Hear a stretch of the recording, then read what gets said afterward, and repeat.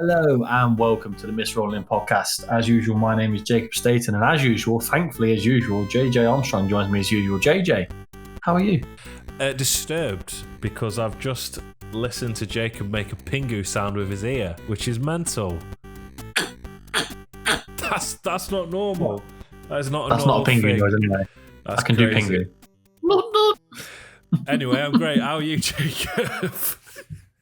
I'm better for having to make pingo noises, mate. Pingu noises. Yeah, Good, fine, mate. Thank you. What a start! What a start to the podcast. What a start! I suppose, and then we jumped a two-footed tackle, a la Paul Scholes, who could do everything but tackle, into the first game. We're going to talk about the only game we're going to review and one we're going to preview is the Everton draw at the weekend. JJ. I think everybody would agree it was a huge match. Me and you made the decision a while ago not to go. Obviously, we have to get tickets so far in advance. This game at the time meant absolutely niche. We both realised on Sunday did not mean niche. We should have been there. We apologised only to ourselves. You're giving us a bad rep there. You're making it sound like we only go to games that mean something. What the real reason was, I live in Leeds and it's on a Sunday, so it's a pain. And it's Everton. I can't really be bothered to watch Everton. And that was with Frank Lampard. So with Sean Dyche, it's even worse. That's literally what I just said. Well, we had to buy the tickets 6 weeks ago, and 6 weeks ago, this game didn't mean anything. Okay. We go to any game regardless of its stature. Yeah. We neither of us had any interest in watching Everton play. So there you go. Okay. we beef is... Crack on. So the game starts. Obviously, it's a bit of a teshy affair. I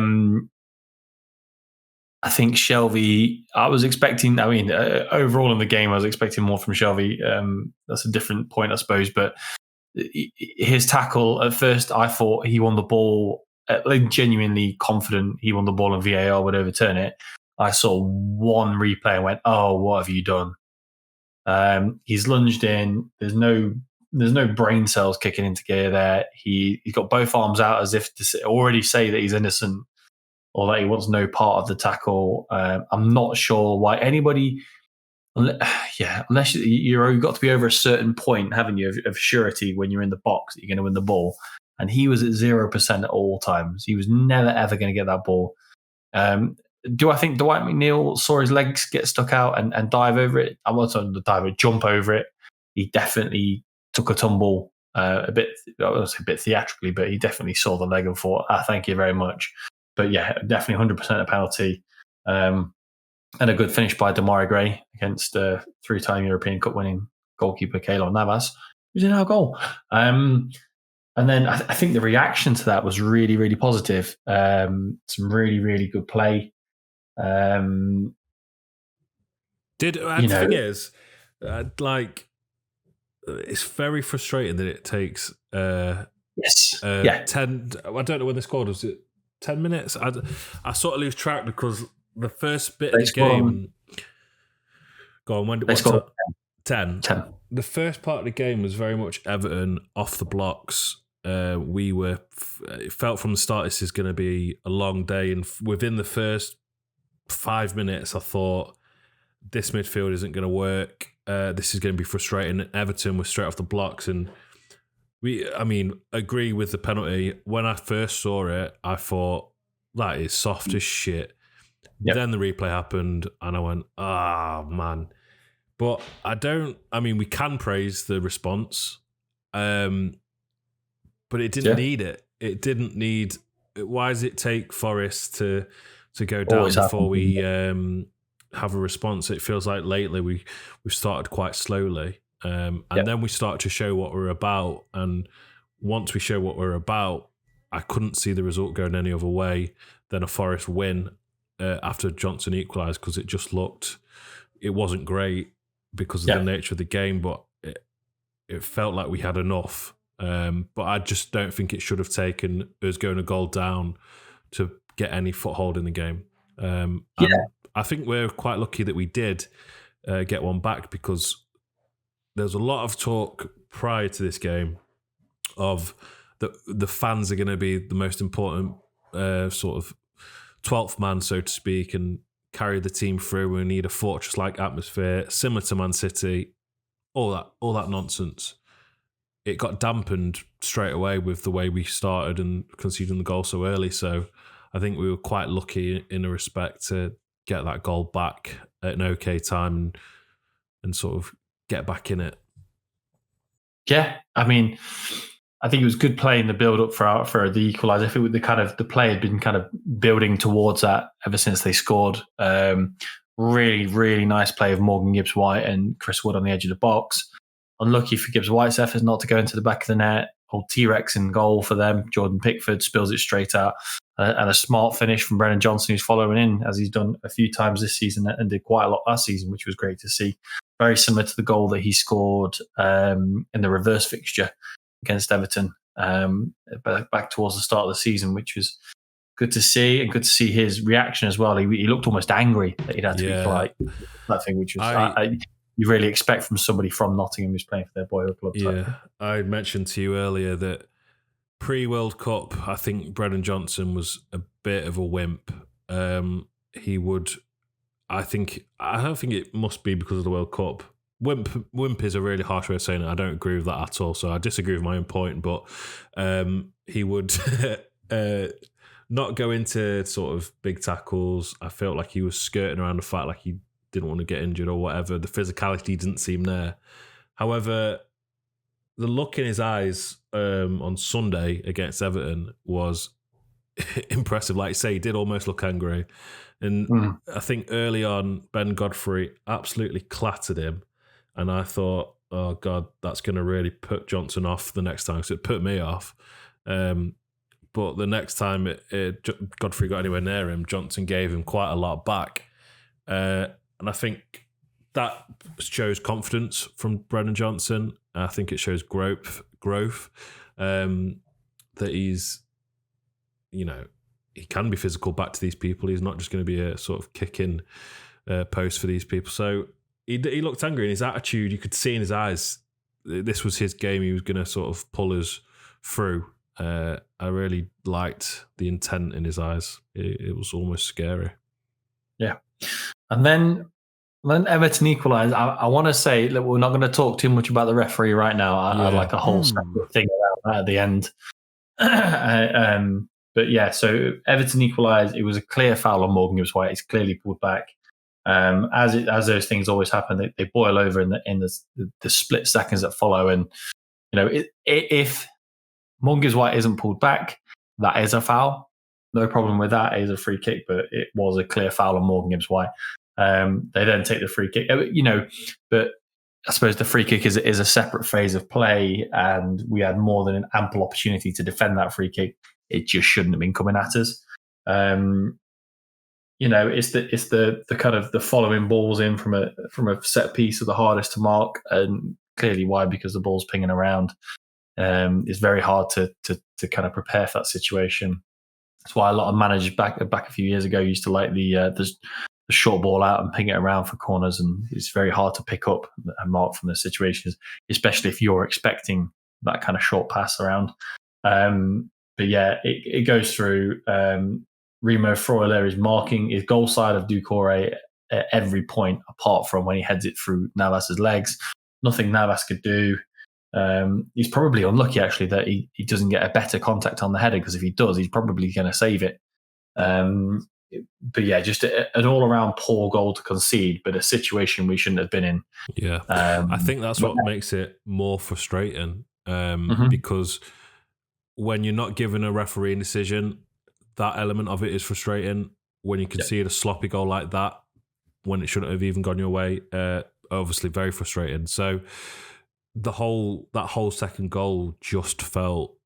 I think I voice noted you at the time, and I was quite angry. I went through quite a roller coaster of emotions on Sunday, but I think because you've got both sides of the coin there, it just felt blood boiling.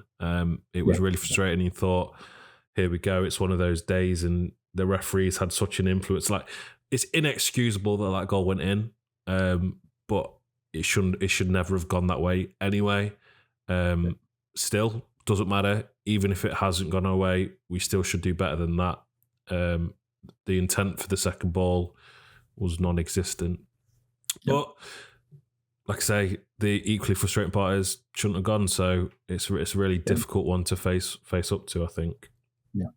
And then kind of similar to after the first goal, we start building up really well again to hold us half time. I think I messaged you, JJ, at the time to say, I wish the first half could go on for another 5-10 minutes because I feel like we're back in the flow, we're back on top type thing. And then half time comes and we come back out, and I think we play really, really well second half. But much to your, before I got about how well we are in the second half, much to your point earlier around, it shouldn't need us having to go in 2-1 down to Everton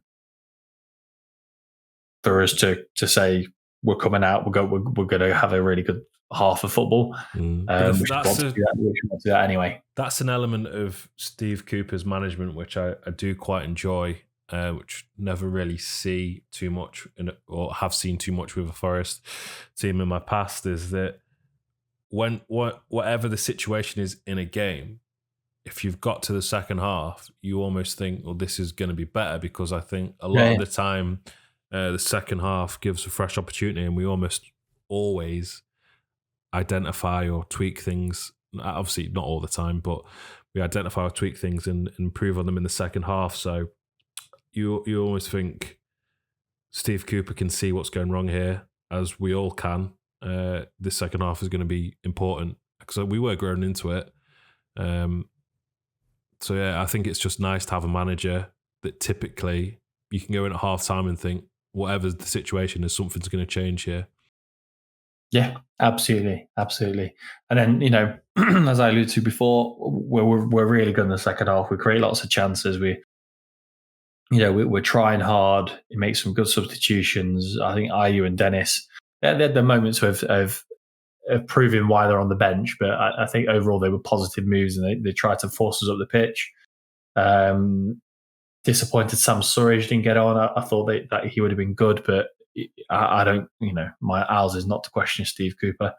But yeah, and then a wonderful, wonderful equalizer from Brennan Johnson. Just a really great strike. Again, to see the passion, he's not celebrating. He's getting back to the centre circle to get the winner. And the only thing that kind of slightly, I don't want to say disappointed me, because overall in the situation we were in, I'll take it type thing, was we just didn't really create anything after the equalizer. I don't think, like, nothing too clear cut, nothing where I thought, kind of squeaky bum in a positive way, and we might get some kind of win out of it. But we had the Brennan Johnson trying to head it on the floor chance, where he slipped, unfortunately. Yeah, that was actually a decent shot from Ayew from a bad angle, I suppose. I was wondering why he was bothering to shoot from there, but obviously forced Pickford, who doesn't have strong hands, to spill it. And seen a few Everton fans on Twitter actually say that he spills a lot of those back into the path of attackers. So yeah, but maybe Ayew's job, maybe that was the tactics: bring him on and just sting the palms and see what could happen, or maybe it was just chance. But there you go. Yeah, but overall, I think if you'd have asked me at the start of the game, I probably would have took 2-2. Obviously wanted to win for clear reasons around pushing ourselves further away from relegation, but I think it was more important for us not to lose this game than it was versus Everton needed to win it, if you know what I mean, to kind of get them out of the bottom. It was definitely a must not lose. I just thought it wasn't a great performance. I know we can talk about positives, and we can mention good elements of the game, but equally at the same breath, there were frustrating elements of the game. I think Chris Wood, he did well for the first goal to lay it off for Gibbs White, but largely ineffective, I think. He won his duels now and then, but I think we changed the way we play with him there. And I think, if you're going to play with Chris Wood, get a decent ball into the box, and that's a frustrating thing that I felt was lacking for Aurier, Loddy and Johnson their crosses were pretty awful. I think I messaged you in a Mardy fashion saying they couldn't cross a road on Sunday, but obviously that was just frustrating. But I think the main thing was the midfield three didn't feel right to me, and my point is here, it's a must not lose. I would have liked to have won, and I think most of the game you could argue that it's quite worrying that we're not winning against Everton at home when that's supposed to be our fortress. However, when you want the positive spin, the reintroduction of Ryan Yates makes me think, now that he's back, and that any Forest fan that doubts Ryan Yates, just go back and watch that game and watch what happens when he comes on, because he changed it completely. And I think the midfield three that we did start with are way too similar. John Joe Shelvey was almost just trying to ping passes out for the sake of it, to find something. It just wasn't working, and he kept doing it. But Ryan Yates' introduction changed the game completely, I think. Spirited, he cares, and he fights, and he offers something different, and he battles, and he gets stuck in. And it was a fantastic 20-minute, 30-minute cameo whenever he came on. So that element of things makes me think Ryan Yates coming back, I think, is massive for that midfield, because the midfield three to me is still of concern. But then you think of people like Niakate, Taiwo, who else is out? There's quite a few of them, aren't there? Koyate, a million people. But yeah, I forget where my point originally started was, but it was a must not lose. Part of it was concerning that we didn't win, but there are elements of it that gave you hope and positivity. If we can get the right people in and the right people firing, then we'll be all right. But it was a horrible game to watch. I did not enjoy it at all. Yeah, I think we'll see a very swift return to Freuler, Yates, and Mangala in midfield. That trio that was working so well before. I think Yates obviously was injured, wasn't he, with his bum ticker or whatever happened, and then obviously I think Mangala's been out, or certainly been out of the team. So yeah, I think we'll see a swift return to those three. With I think as well, with the players we've signed recently, with Freuler moving a bit further forward. While I think that's really good, Freuler can definitely do that. I don't think it's helped his game because he has been switching between the two. No, Freuler's been quite ineffective for me recently. I say recently, like the last two games.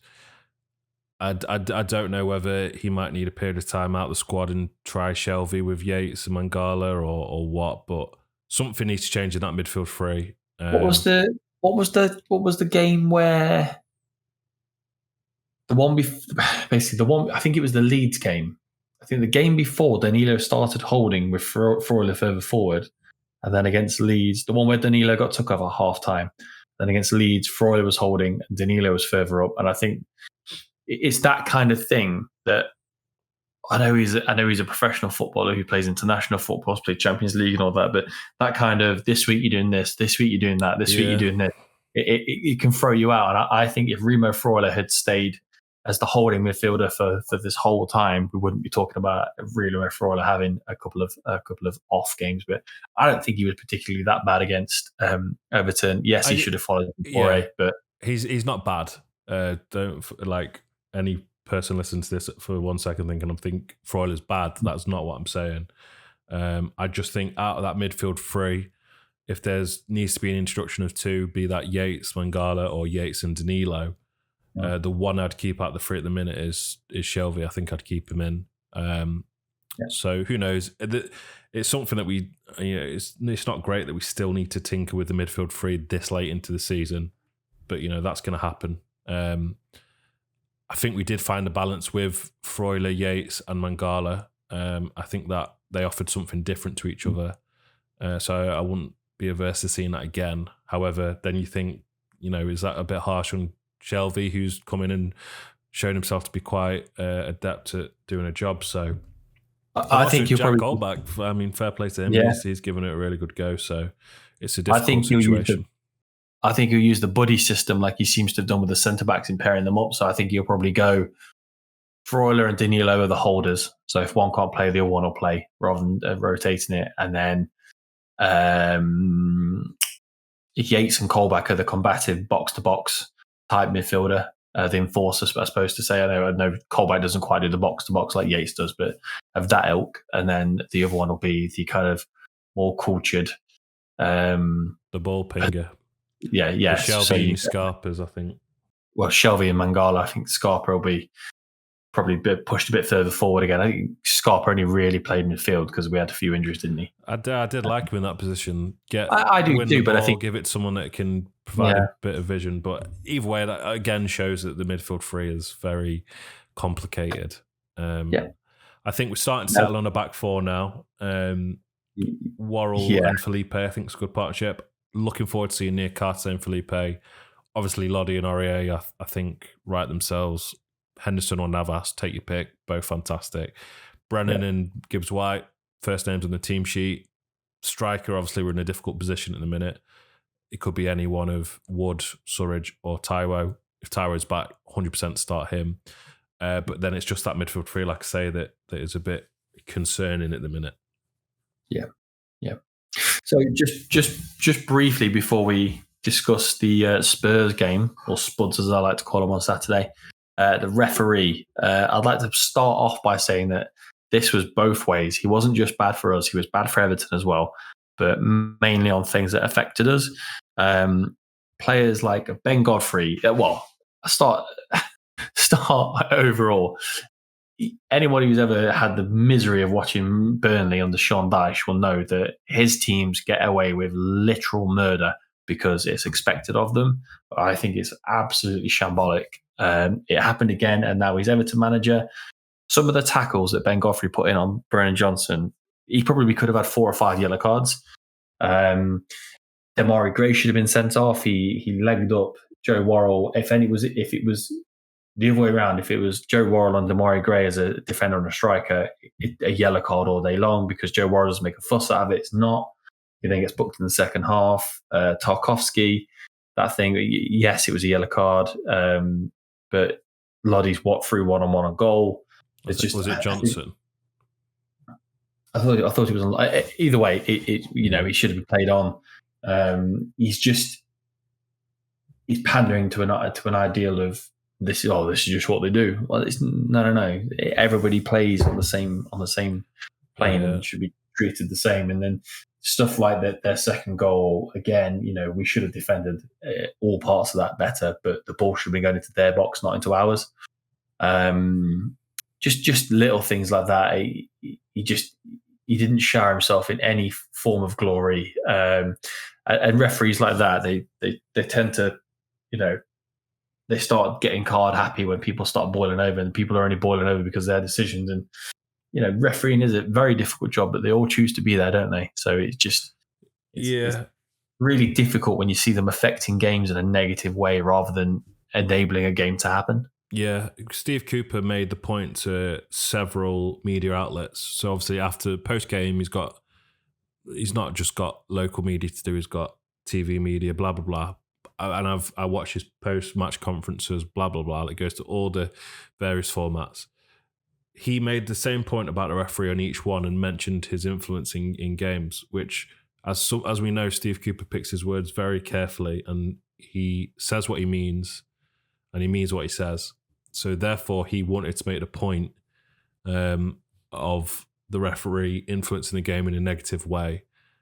I think the fact that people are saying he's a Leicester fan, I don't think that's really a thing. I don't think we can question the bloke's integrity. However, Jacob can. However, that nobody's going to be looking online to see who he supports if he just has a good game. Everton fans would probably be Googling to make sure that he doesn't support Liverpool.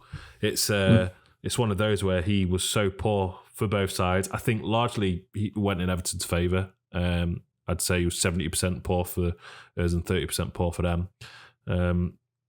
But just the influence he had on big moments, you just really don't like to see it at this level. And really, in reality, the influence he's having is on two teams that are sort of fighting for survival. Yeah. And I don't think that's particularly good enough. Obviously, Forest have submitted the appeal.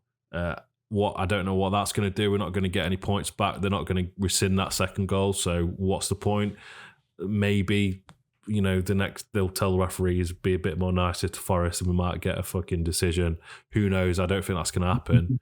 But we just got Sean Dyche. They knew what they were doing. They were defence against the dark arts in us and time wasting and kicking us and winding us up. And the referee definitely lost control of the game. Oh, yeah. Big time. So it was a real shame. And, once I've slept on the game on the Monday morning, I don't think the game is half as bad as I felt when I was watching it on Sunday. But the reason it felt so frustrating on Sunday was because of that refereeing performance, I think. Because it was, not only was it boiling over on the pitch, but watching it at home, and I'm sure watching it in the ground, it was just blood boiling. Like, it was so frustrating to see, and it's just a shame. I know he's had his controversies in recent weeks. I think he got took off a few games because he didn't draw the lines or something properly. I can't remember what it was for, but on VAR. Yeah. So he's recently had a bit of controversy, but he was just shit, and it's a shame to see. And I think it has affected the result negatively. Either way, the game, we got a point, so let's move on, suck it and move on, as you always say, which is a saying I'm not familiar with. Wipe your mouth and move on. That sounds more appropriate. We got Sean Dyche. You can tell it's a man that is sat week in, week out at the City Ground and watched Forest and knew what to do to get a result. I never want to see him back. Him and Wone and Stone are not Forest legends anymore. I hate them all. Boo. And yeah, what can you do? Frustrating, but a point gained. I did. Somebody I used to work with was a really good friend who's an Everton fan. We were talking kind of throughout the game, and at the end, he was saying that his take was this result is not really good for either of us, and I think it's better for us. But I just feel sorry for him, because if they stay up and he keeps the job, he's going to have to watch that week in, week out. I would honestly, the thought. I know there's a Forest connection there, but the thought that we might have to one day put with that or whatever, I just can't deal with it. It's horrible anti-football. There's a reason he didn't progress from Brian Clough's youth team, isn't there? Yeah. I think he's a good manager. He's got it in him. He's just, the way he gets the results is not nice. I mean, if that's it's horses for courses, isn't it? I don't think he's ever going to get. Did he get a 7th place for Burnley, which is just absolutely phenomenal. But if you have to do what he does to get you there, I'm not sure it's worth it. But anyway. So I think we've yammed on about that game enough. So on to Spurs Saturday 3:00. We're recording this Tuesday night, so there's a few days left to go before that game. Sorry. I think it's a free hit, isn't it? The way we played against them at home, second home game of the season, I want to say. I thought one of our absolute best performances, and I think we just got the difference was England's best ever striker, wasn't it? Or statistically best ever striker, anyway. A free hit, but it's one of those ones. Can you? I know it's away, but can you put anything past Steve Cooper? We beat Liverpool, we've drawn Man City. Yeah, you can. You can put something past against Steve Cooper, and that's playing well away from home. It doesn't seem to happen this season. Yeah. It's so. I'm going to be optimistic and hope for a 0-0. JJ, what are you going for? Difficult one. I think Spurs are a team that if they turn up and they fully utilise the talent they've got, we could look at an absolute drubbing here. If Spurs play like Spurs can play and show the Spursy side, they just lost to Wolves. It wouldn't shock me if we lose to West Ham quite badly. scrape a point against Everton, and then beat Spurs away. That wouldn't surprise me at all, such is the nature of football. I think we're playing them at a good time because they're a bit weird at the minute. They're looking like they might throw away their chances of top 4, which, for the way that Liverpool and Chelsea have been playing, I'm surprised that's even in question. So I'll be honest, you've got a glass half full, my glass is completely empty with the way that we play away. I would take, I think, a loss as expected. My only hope is a good performance away from home. And at least looking like we're going to do something or be in it is what I want. I'm expecting to lose because it is Tottenham, a typical Big Six team. But I just want to see us play well away from home. Yep. And I know this is going to be kind of it's a new fancy stadium. Apparently it's one of the best to actually watch football, and it was designed with actually watching football in mind, not just with how fancy and big we can make it. So anyone going down there, have a great day. Yeah, I'd love to go to that stadium. It's one of those stadiums that I'd love to go to. Looks incredible. We got told by a friend that he was going to sort his tickets. An acquaintance, a scumbag, that he was going to get his tickets. But you know what? It's the Tuesday before the game, and do we have any tickets?